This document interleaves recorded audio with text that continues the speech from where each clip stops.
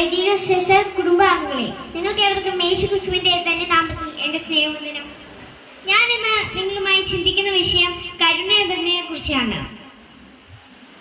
വിശുദ്ധ മത്തായി 5-ാം അധ്യായം 7-ാം വാക്യത്തിൽ പ്രകാരം പറയുന്നു, കരുണയുള്ളവർ ഭാഗ്യവാന്മാർ, അവർക്ക് കരുണ ലഭിക്കും. വിശുദ്ധ മത്തായി ശ്ലീഹായുടെ സുവിശേഷത്തിൽ നാം നോക്കുമ്പോൾ യേശു തമ്പുരാൻ തന്റെ ശിഷ്യന്മാരെ വിളിച്ചുകൊണ്ട് സ്വർഗീയ രഹസ്യങ്ങൾ വെളിപ്പെടുത്താൻ പോകുന്ന ഭാഗങ്ങളാണ്. ഒരുവൻ സ്വർഗരാജ്യത്തിൽ എപ്രകാരമാണ് പ്രവേശിക്കുന്നത്? എന്താണ് സ്വർഗരാജ്യം അവകാശമാക്കാനുള്ള യോഗ്യത വേണ്ടത് എന്ന് തന്റെ യേശു തമ്പുരാന്റെ ഗിരിപ്രഭാഷണത്തിൽ നമ്മോട് പറയുന്നു. തന്നെ സ്നേഹിക്കുന്നവരെ, തന്നെ അനുഗ്രഹിക്കുന്നത് ഈ ആകുന്ന യുഗത്തിലും ഇത് തന്നെയാണ് വെളിപ്പെടുത്തുന്നത്. കരുണയുള്ളവർ ഭാഗ്യവാന്മാർ, അവർക്ക് കരുണ ലഭിക്കും.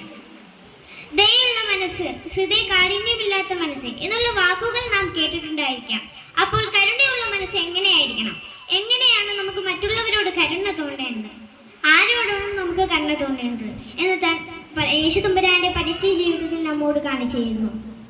ആരോടാണ് നമുക്ക് കരുണ തോന്നേണ്ടത്? പാപികളോട്, അനാഥരോട്, വിധവരോട്, എല്ലാവരോടും നാം കരുണ തോന്നേണ്ടതാണ്. യേശു തമ്പുരാൻ പറഞ്ഞ ഒരു ഉപമ ഞാൻ നിങ്ങളുമായി പങ്കുവെക്കാൻ ആഗ്രഹിക്കുന്നു.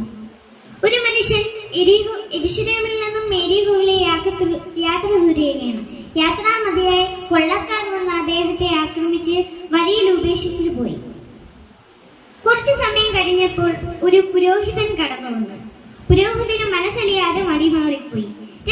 രണ്ടാമതായി ഒരു ലേവ്യൻ കടന്നു വന്നു. അദ്ദേഹത്തിന് മനസ്സലിയാതെ വഴിമാറിപ്പോയി. മൂന്നാമതായി ഒരു ശമരിയക്കാരൻ കടന്നു വന്ന് തന്റെ വാഹനത്തിൽ ഇറങ്ങി അടുത്ത് ചെന്ന് എണ്ണയും മീനും പകർന്ന് തന്റെ വാഹനത്തിൽ കെട്ടിക്കൊണ്ട് അടുത്തുള്ള വഴിയമ്പലത്തിലേക്ക് കൊണ്ടുപോയി. പിറ്റേന്നാൾ പുറപ്പെടുത്തപ്പോൾ 2 വെള്ളിക്കാശ് കൊടുത്തു പറഞ്ഞു, തിരിച്ചു വരുമ്പോൾ എന്തെങ്കിലും തരാം, കയ്യിൽ വല്ലതും ഉണ്ടെങ്കിൽ തരാമെന്നും പറഞ്ഞത് അദ്ദേഹം അവിടുന്ന് യാത്രയായി. ഈ മൂവരിൽ ആരാണ് ആ മനുഷ്യനോട് കരുണ കാണിച്ചത്? നല്ല ശമരിയക്കാരൻ.